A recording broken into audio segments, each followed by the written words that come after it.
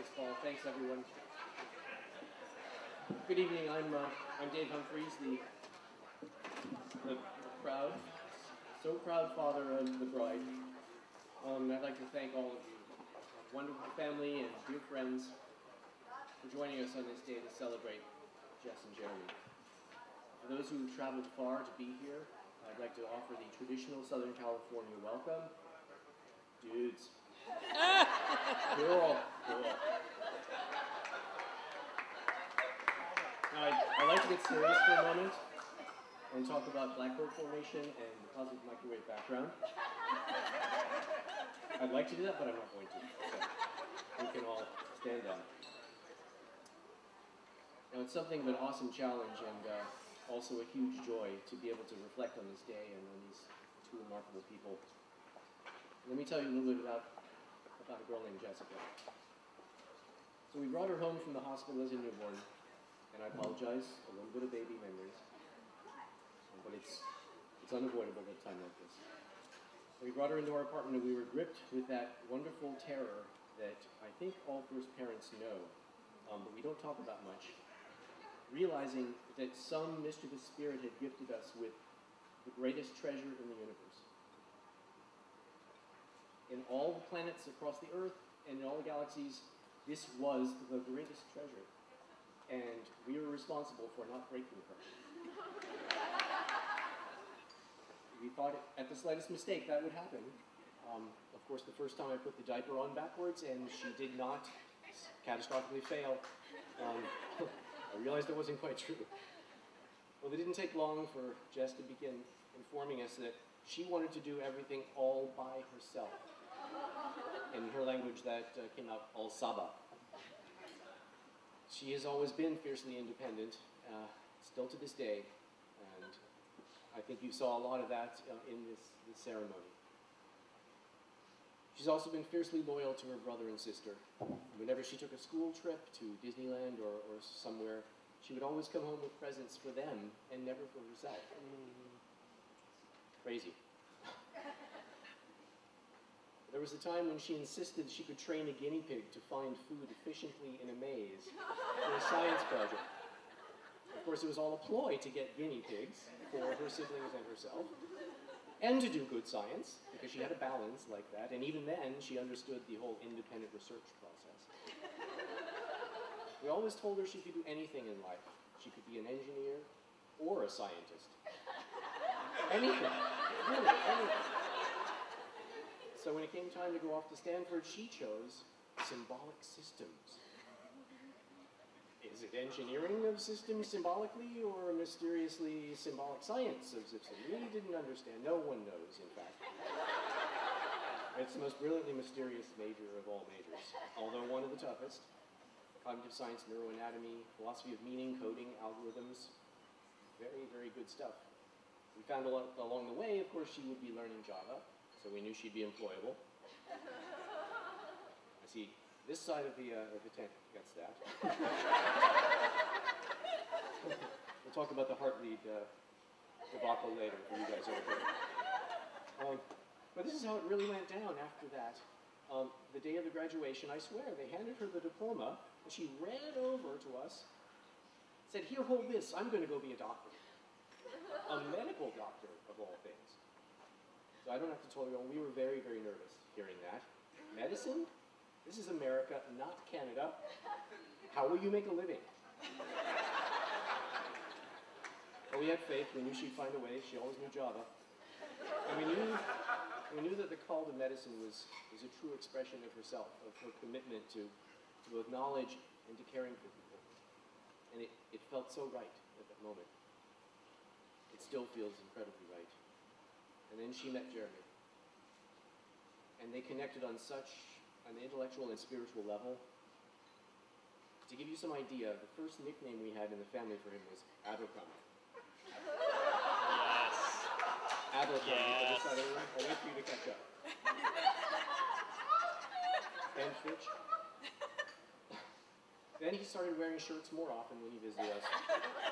And we learned how amazing he truly is beyond the abs.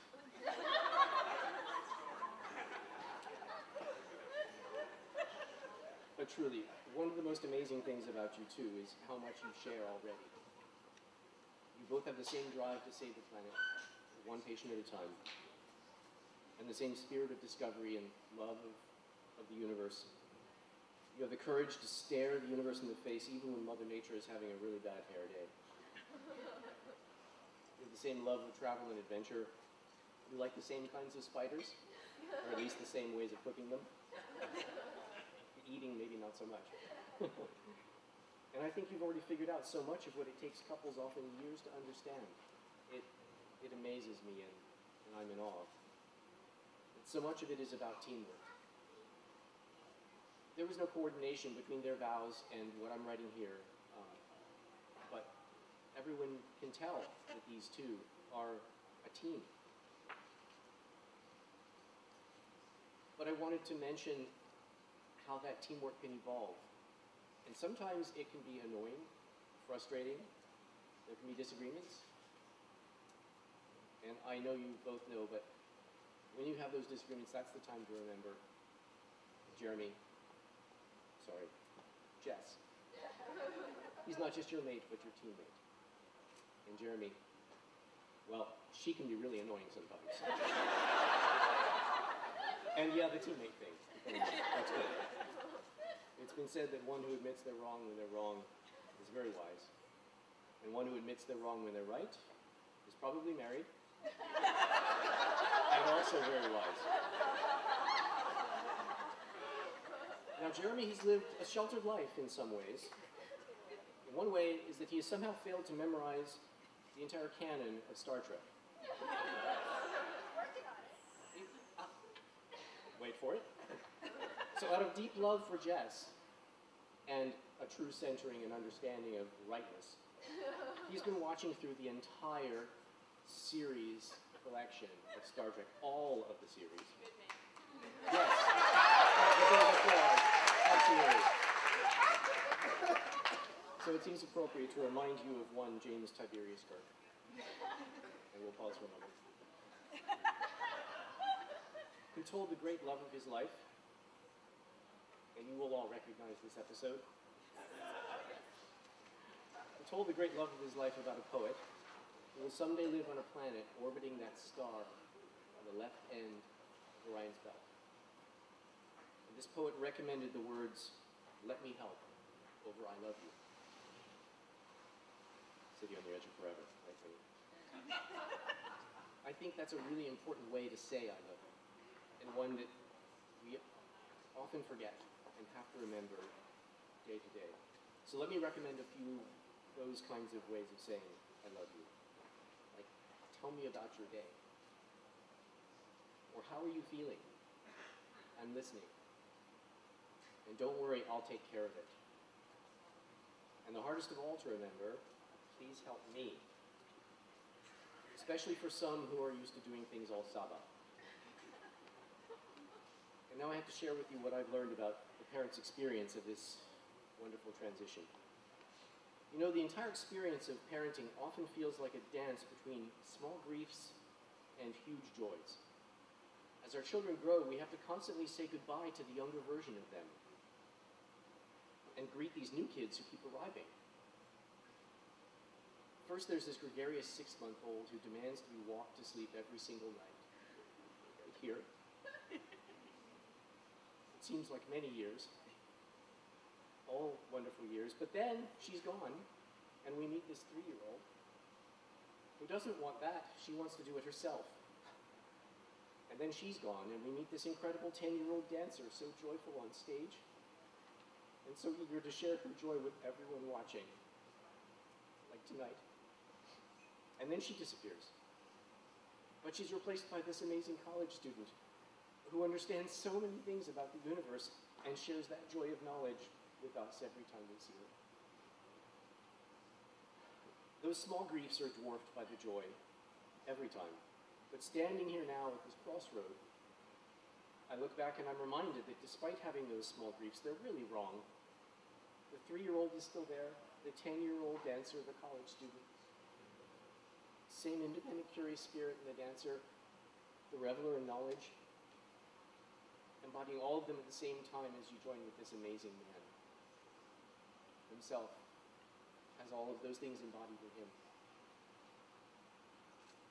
Jess, we love you infinity. And we're so thrilled you found this other greatest treasure in the universe and are joining his wonderful family. And we're so grateful to his wonderful family for gifting us with him. And Jeremy, it's been such a privilege and a joy to get to know you and to know how happy you make each other. We are so happy to welcome you to the family, all sides of it. And I know the Dorn family is working on mnemonics right now, so you can remember all the names and the relations. There's a few hours before the test, so don't sweat. Check with her. So,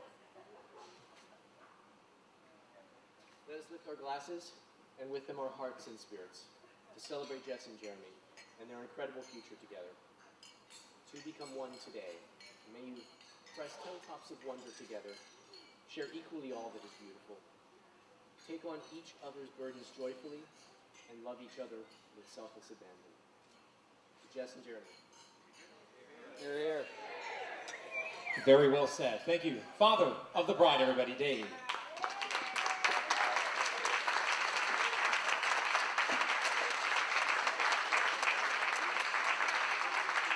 I'd like to invite Jeremy's dad up here, please. Gerald? Let's give him a nice round of applause as well. Gerald, welcome.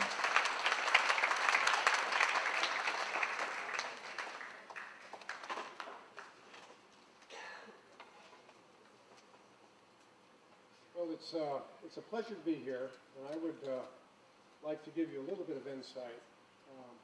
There are so many scholars here that I thought I would bring a PowerPoint along and get some feedback on a new kinematic model we just developed. Dave and I talked about this, and he said, that's a great idea. So there's a screen. No, I'm just kidding. So I'd like to welcome everyone, coast to coast, north to south, family and friends, because I know it took a tremendous effort for a lot of people to get here, and we truly appreciate it. I'd like to thank Sharon and Dave for welcoming us so graciously into the family. It's truly an honor. And I'd like to thank Jessie for making our son so happy.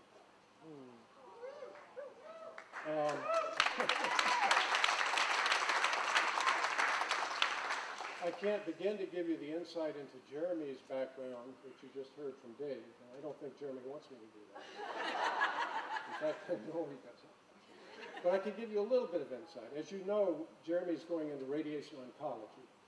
And that means that all those weekends when I dragged him to Shriners on Saturdays and sometimes Sundays to help Dad, you know, he was my test subject in the gate lab. And I was just really hoping this would be an orthopedic surgeon someday. It really paid off, you see. So I would welcome everyone into our hearts. Our door is always open. Whenever you're in Milwaukee or Chicago, please let us know. We'd love to have you over. May God bless us all, and especially Jessie and Jeremy, on this very special day. Thank you. Thank you so much.